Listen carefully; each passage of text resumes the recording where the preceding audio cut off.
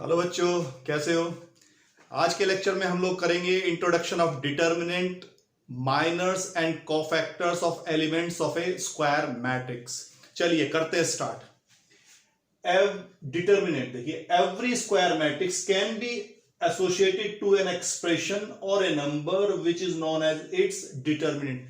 कोई भी square matrix हो वो एक पर्टिकुलर एक फिक्स नंबर या एक फिक्स एक्सप्रेशन से एसोसिएटेड होती है, एंड दैट नंबर और that expression is called an determinant. Suppose ये 3x3 का हमने स्क्वायर मैट्रिक्स लिया, मैट्रिक्स ए, और ये इसके एलिमेंट्स हैं a11, a12, a13, a21, a22, a23, a31, a32, a33। तो determinant of this square matrix can be represented by determinant of A. Parallel bar से हम इसको यूज करते हैं, और जो मैट्रिक्स में स्क्वायर ब्रैकेट हम यूज करते थे यहां पर हम पैरेलल बार से यूज करते हैं। देखिए, देखने में दोनों का फॉर्मेट एक जैसा लगता है, लेकिन बेसिक डिफरेंस ये है दोनों में कि matrix is an arrangement of numbers only. This is an arrangement, it can not be simplified, but this determinant is an expression और a number, it can be simplified. इसको हम सिंप्लीफाई कर सकते हैं और इससे कोई नंबर आ जाएगा या फिर एक एक्सप्रेशन आ जाएगी। चलिए अब हम करते हैं डिफरेंट ऑर्डर्स के डिटर्मिनेंट को हम कैसे सिंप्लीफाई करेंगे, कैसे एक्सपेंड करेंगे। सबसे पहले है डिटर्मिनेंट ऑफ ऑर्डर 1।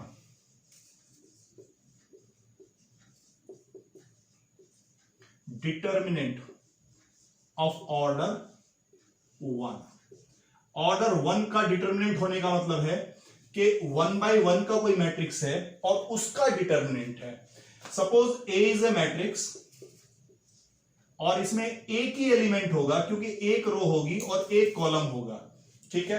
तो determinant of this matrix can be written as determinant of a11 and the value will be simply a11। जो सिंगल एलिमेंट है that will be the value of the determinant of order 1, वही उसकी वैल्यू हो जाएगी।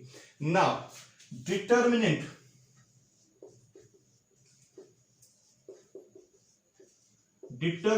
Of order 2। जब हम कहते हैं डिटर्मिनेंट ऑफ ऑर्डर 2 तो इससे मतलब होता है कि ऑर्डर 2 का स्क्वायर मैट्रिक्स है और उसका डिटर्मिनेंट हमें चाहिए। तो determinant of order 2 is determinant a11, a12, a21, a22। These are the elements। a11 ये एक मैट्रिक्स है और उसका डिटर्मिनेंट हमने लिया है, और इसको अगर हम सिंप्लीफाई करें, देखिए डिटर्मिनेंट आप लोग पहले से ही कर लेते हैं। क्लास 10th में जब आप क्रॉस मल्टीप्लिकेशन मेथड यूज करते हैं साइमल्टेनियस लीनियर इक्वेशंस को सॉल्व करने के लिए, तो जब हम कहते हैं कि x upon y upon -1 upon, तो वो जो डिनोमिनेटर में था x upon, that was a determinant of order 2। और कैसे हम उसको सिंप्लीफाई करते थे? Simply principal diagonal elements minus other diagonal element, यानी कि the value will be a11 a22 minus a12 a21। This is the value, ठीक है। मान लीजिए यहां मैं कोई एक डिटर्मिनेंट ले लू 1, 3, 5 एंड 7 सपोज, और इसको हमें सिंप्लीफाई करना है। तो principal diagonal minus other diagonal, principal diagonal is 7 minus 15, तो द वैल्यू इज -8। तो this is determinant of order 2। ये ऑर्डर 2 का डिटर्मिनेंट है। नाउ अब देखते हैं डिटर्मिनेंट ऑफ ऑर्डर 3, जो मेनली यूज होता है हमारे यहां पर। डिटर्मिनेंट ऑफ ऑर्डर 3, चलिए इसको मैं हटा देता हूं।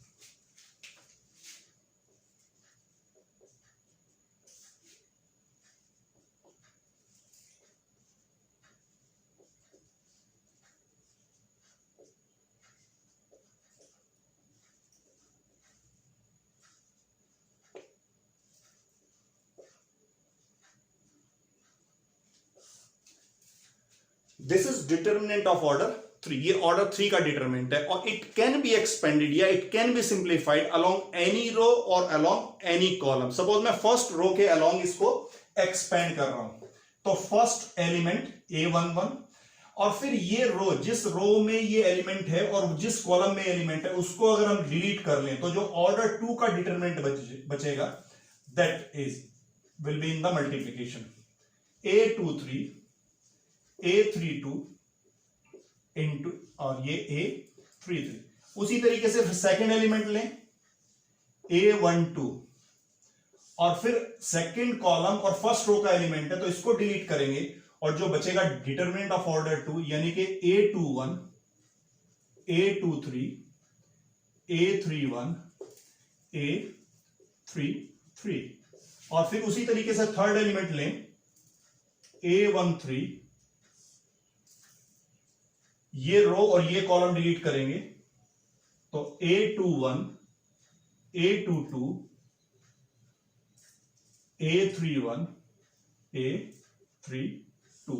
तो ये हमारे पास 3 टर्म आ गई हैं और इन 3 टर्म को अब हम कनेक्ट करेंगे प्लस या माइनस साइन से। देखिए किस तरीके से कनेक्ट करते हैं। ये एलिमेंट हमारे पास फर्स्ट रो फर्स्ट कॉलम का है तो -1 to the power 1 plus 1, it means positive. Second element ये फर्स्ट रो सेकेंड कॉलम का है तो -1 टू द पावर 1 प्लस 2। और third element first row third column का है तो -1 टू द पावर 1 प्लस 3। तो कुल मिला के ये इवन है 1 प्लस 1 तो ये पॉजिटिव होगी टर्म, सेकेंड टर्म नेगेटिव होगी और थर्ड टर्म पॉजिटिव होगी। किसी भी रो या किसी भी कॉलम के अलावा हम इसको एक्सपेंड करें तो जो एलिमेंट हम लेंगे उस रो और कॉलम को डिलीट करेंगे, जो डिटरमिनेंट ऑफ ऑर्डर 2 बचेगा वो मल्टीप्लीकेशन में होगा और उसको साइन पॉजिटिव या नेगेटिव कैसे आएगा, -1 to the power I plus j से, where I is the number of row and j is the number of column. तो इसके अकॉर्डिंगली अगर हम देखें तो first element will be positive, second negative, third positive, this is negative, ये positive, ये negative, ये पॉजिटिव, ये नेगेटिव, ये पॉजिटिव। इस तरीके से इसके साइन होंगे। यानी कि अगर हमें सेकंड रो के अलोंग इसको एक्सपेंड करना है तो first is negative, second is positive, third is negative. अगर हमें थर्ड कॉलम के अलोंग एक्सपेंड करना है तो first is positive, second is negative and third is positive. ठीक है, चलिए आगे अगर इसको एक्सपेंड करें तो दिस विल बिकम पॉजिटिव, तो ये होगा A11 और ये ऑर्डर 2 का डिटरमिनेंट है तो principal diagonal minus other diagonal into A22 A33 minus A23 A32। ठीक है, और फिर सेकेंड एलिमेंट हमारा माइनस में होगा तो ये होगा A12 into A21, principal diagonal minus other diagonal, A33 minus A23 into A31। और थर्ड एलिमेंट अगेन हमारा पॉजिटिव होगा, this will be A13 into ये A21 A32 minus A22 into A31, this is A31। तो this is the expansion of determinant of order 3। किसी भी रो या किसी भी कॉलम के अलोंग इसको एक्सपेंड करेंगे और ऑल्टरनेटली पॉजिटिव नेगेटिव टर्म आएगी और जो साइन आएगा पॉजिटिव या negative that will be according to -1 to the power I plus j। This is the expansion of determinant of order 3। ठीक है, एक और तरीका है डिटरमिनेंट ऑफ ऑर्डर 3 को एक्सपेंड करने के लिए, मैं इसको हटा देता हूं।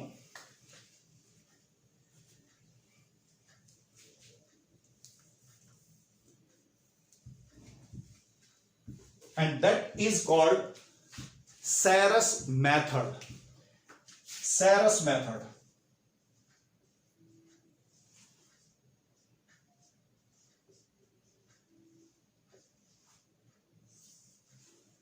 Suppose ये है determinant of A, this is A11 A12 A13 A21 A22 A23 A31 A32 A33, ये है determinant of order 3। Now Sarrus method से अब इसको हम एक्सपेंड करेंगे। देखिए किस तरीके से होता है।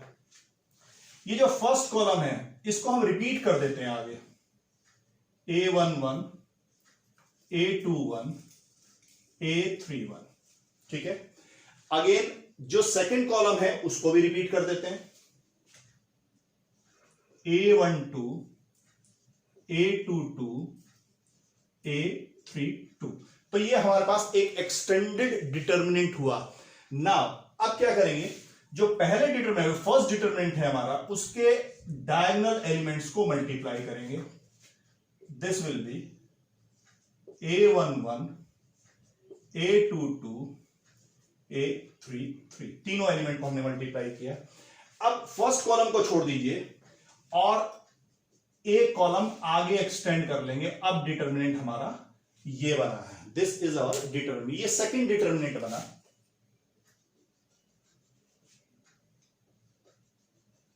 दिस वन, ठीक है। इसके डायगोनल एलिमेंट्स को मल्टीप्लाई करेंगे प्लस और ऐड कर लेंगे। ये है A12, A23, A31 प्लस, और उसी तरीके से थर्ड डिटर्मिनेंट, यहां से एक कॉलम छोड़ेंगे और फिर एक कॉलम और उसमें एक्सटेंड कर लेंगे। ये बना हमारे पास।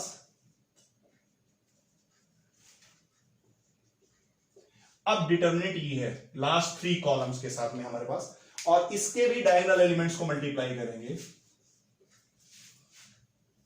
A13, A21, A32, ठीक है। ये तीनों डिटर्मिनेंट के डायगोनल एलिमेंट्स को मल्टीप्लाई करके ऐड किया। नाउ माइनस, अब सब्ट्रैक्ट करेंगे। जो अदर डायगोनल एलिमेंट है उनका प्रोडक्ट सब्ट्रैक्ट करेंगे। तो पहले फर्स्ट डिटर्मिनेंट और ये है उसके डायगोनल एलिमेंट, यानी कि A13, A22, A31 प्लस फिर सेकंड डिटर्मिनेंट और इसके भी डायगोनल एलिमेंट्स को मल्टीप्लाई करेंगे। Other diagonal element A11, A23, A32 plus फिर उसी तरीके से थर्ड डिटर्मिनेंट के डायगोनल एलिमेंट्स को मल्टीप्लाई करेंगे। A12, A21 और A33, ठीक है। This is the expansion by Sarrus method या सेरस डायग्राम मेथड। ओके, चलिए, ये है डिटर्मिनेंट का एक्सपेंशन और सेरस मेथड से और किसी रो या कॉलम के अलोंग एक्सपेंशन से। नाउ अब हम देखेंगे minors and cofactors of elements of a square matrix. देखिए, ये एक मैट्रिक्स है ऑर्डर 3 का स्क्वायर मैट्रिक्स, और हमें इस मैट्रिक्स के एलिमेंट्स के माइनर्स को देखना है कि माइनर्स क्या होता है। देखिए, माइनर्स क्या है, सपोज ये 9 एलिमेंट्स है जैसे इसके अंदर, तो हर एलिमेंट का एक माइनर है। वो क्या होता है, अगर मैं कहूं माइनर ऑफ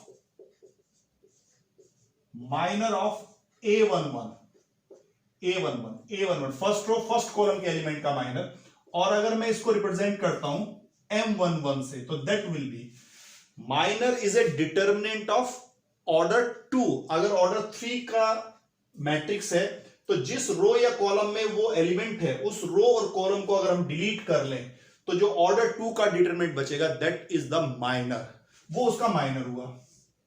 तो यहां पर माइनर बनेगा A22, A23, A32, A33, और अगर इसको सिंप्लीफाई कर लें तो this will become A22, A33 minus A23, A32। तो सिंपली माइनर अगर किसी भी एलिमेंट का चाहिए तो जिस रो और कॉलम में वो एलिमेंट लाई करता है उस रो और कॉलम को अगर हम डिलीट कर ले तो जो ऑर्डर 2 का डिटरमिनेंट बचेगा that is called its minor.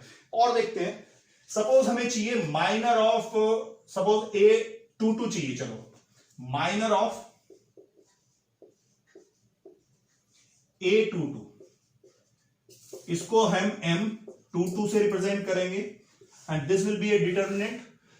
Second row और सेकेंड कॉलम का एलिमेंट है, अगर सेकेंड रो और सेकेंड कॉलम को हम डिलीट कर ले तो जो ऑर्डर 2 का डिटरमिनेंट बचेगा और वो होगा A11, A13, A31, A33। 3, this is the minor. और इसको अगर सिंप्लीफाई करें तो A11 A33 minus A13 A31, this is the minor. ठीक है, तो इसी तरीके से सभी एलिमेंट्स के माइनस हम फाइंड आउट कर सकते हैं। ये था माइनर। नाउ अब कोफैक्टर देखते हैं, इसको मैं हटा देता हूं।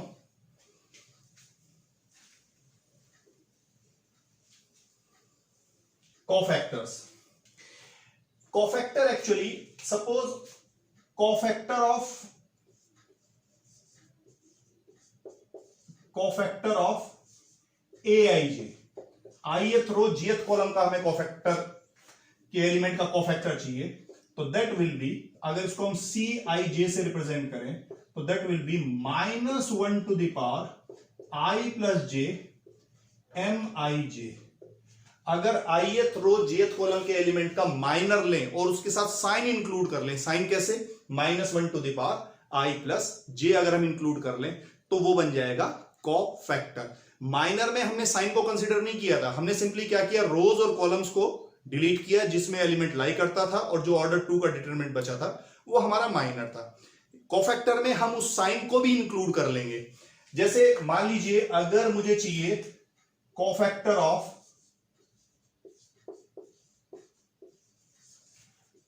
A11, तो ये C11 हो जाएगा, तो this will be -1 to the power 1 + 1, और डिटरमिनेंट ऑफ ऑर्डर 2 बचेगा, जो माइनर होगा।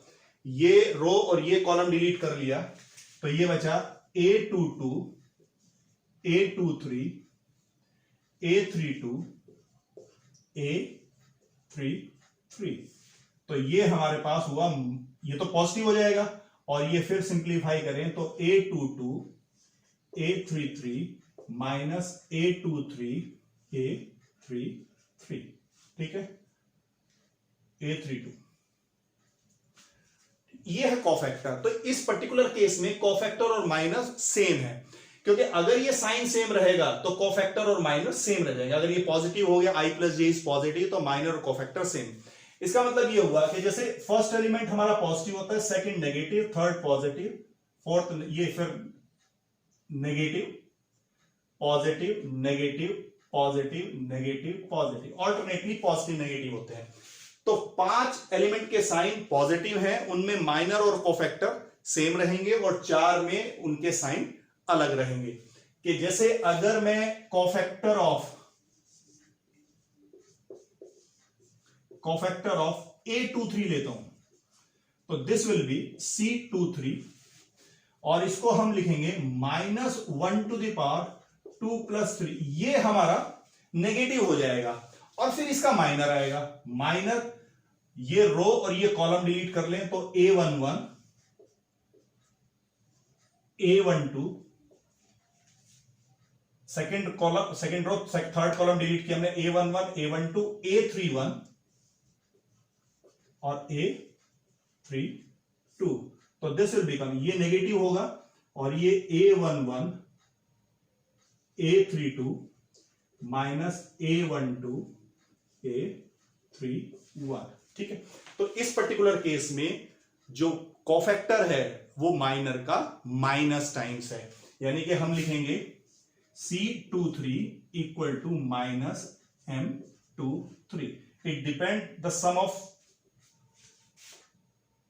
Number of rows and number of columns, के नंबर ऑफ रोज और नंबर ऑफ कॉलम्स का जो सम है, अगर वो ऑड है तब तो ये साइन इनके अपोजिट रहेंगे, अगर वो इवन है तब इनके साइन सेम रहेंगे, ठीक है। तो दिस इज कोफैक्टर, ठीक है ना। एक छोटी सी चीज और है, उसको भी हम देख लेते हैं।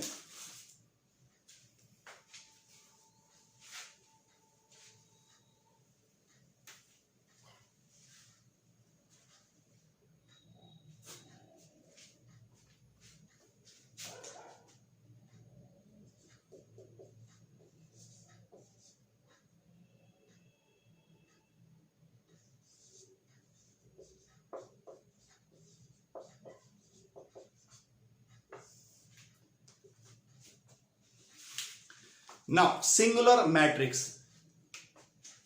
This singular matrix.